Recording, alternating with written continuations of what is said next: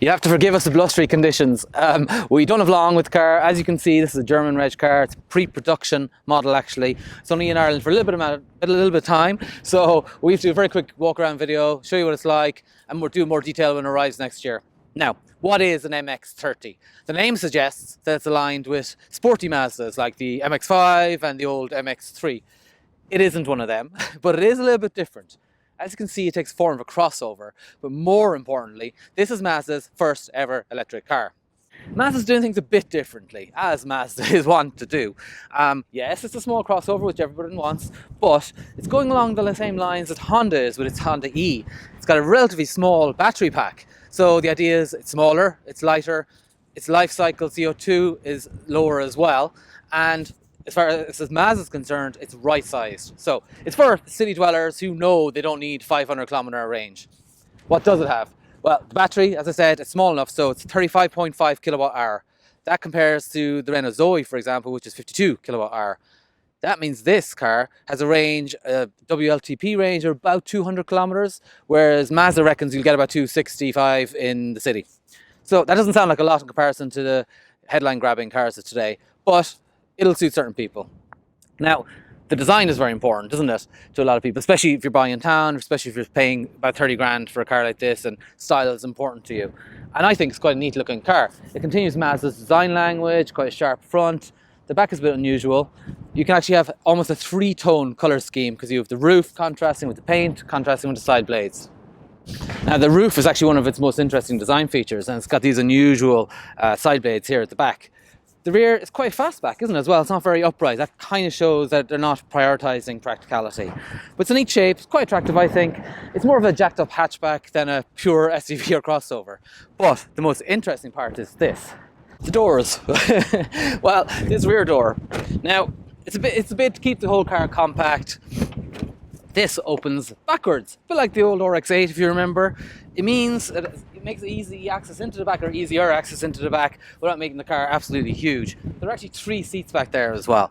Now, this is my driving position, so getting behind that does take a bit of effort.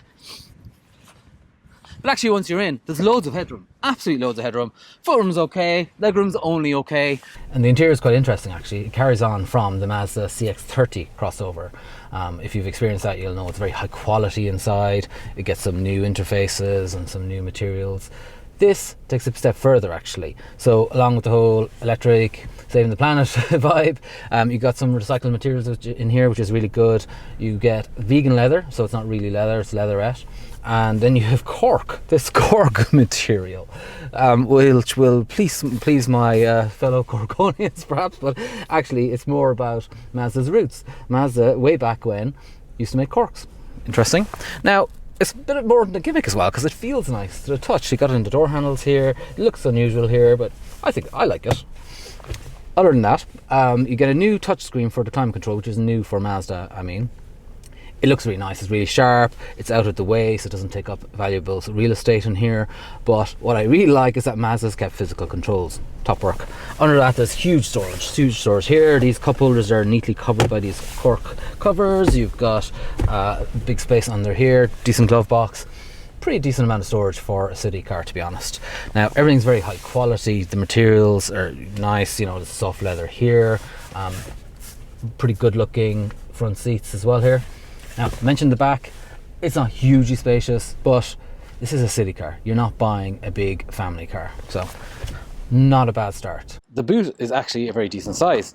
It's considerably bigger than the Mini Electrics or the Honda E's, so you'd actually get a good sized buggy in there. There's no real storage space underneath, and there isn't a frunk on this car.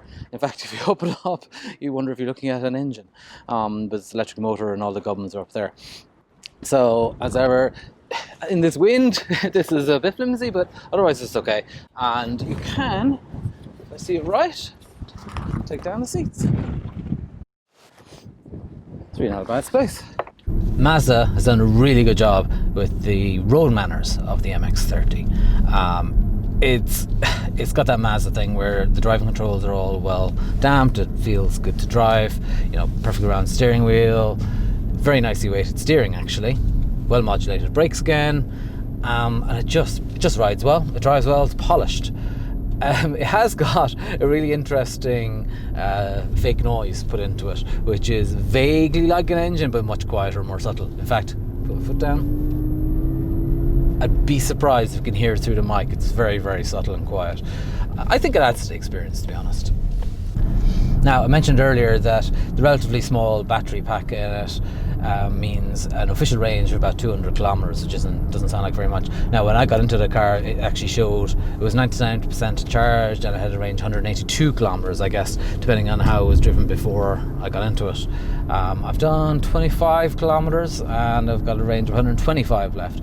Admittedly, I've been up in the mountains here, zooming back and forth for the camera and, you know, getting a handle on the car. Mazda does say that it reckons that people live in the city and driving it purely in city driving are likely to get more like 265 kilometers. Now, other than the fake noise, the MX-30 is very quiet. In fact, it's one of the more refined of the smaller electric cars on the road right now, noticeably so. There's not much road noise, there's not much wind roar or anything.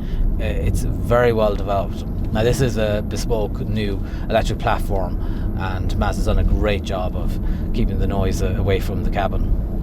In terms of performance, it's quick as anybody needs, really. 145 horsepower, about 270 newton meters of torque, and none of those figures are groundbreaking, but it's pleasant to drive.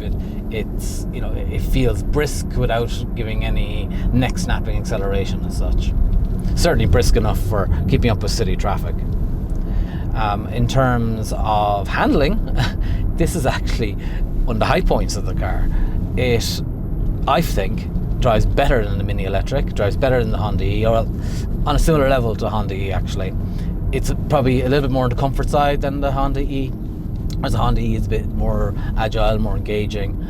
This just rides the road beautifully.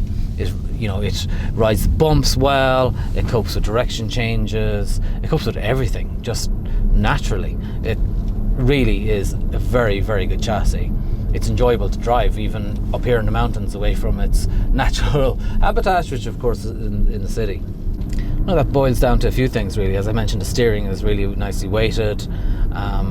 There's a modicum of feedback, not a huge amount. This car is front wheel drive actually, so in the damp, if you put your foot down out of a really tight corner or out of a junction, it will spin up one wheel momentarily, but the traction control is very, very fast. Now obviously it's an automatic gearbox here. It's a gearbox as such, it's a single speed automatic. So the paddles behind the wheel, they're to alter the level of regenerative braking. It doesn't get a very high level of it like some EVs, so there's not really much of a chance for one pedal driving, I don't think, but yeah, at least you can choose between the two. Now in terms of visibility, the quite big door mirrors and the view at the back is fine actually, even though it's quite a raked screen. Over the shoulder is slightly obstructed by the design of the rear actually, so you do need to be careful when you're looking over the shoulder, and that also contributes to the rear seating not feeling particularly spacious. Well, that's our very first, very quick look at the new Mazda MX-30. It's certainly got some appeal. It drives very well, as I said, quality's high, refinement's high. Sure, the range isn't amazing. Sure, it isn't as high performing as the headline grabbing ones. All just like the Honda E, really. And actually, it's priced very similarly to that Honda E. And again, like the Mini Electric. I think these three are key rivals, really. And they all offer the same thing.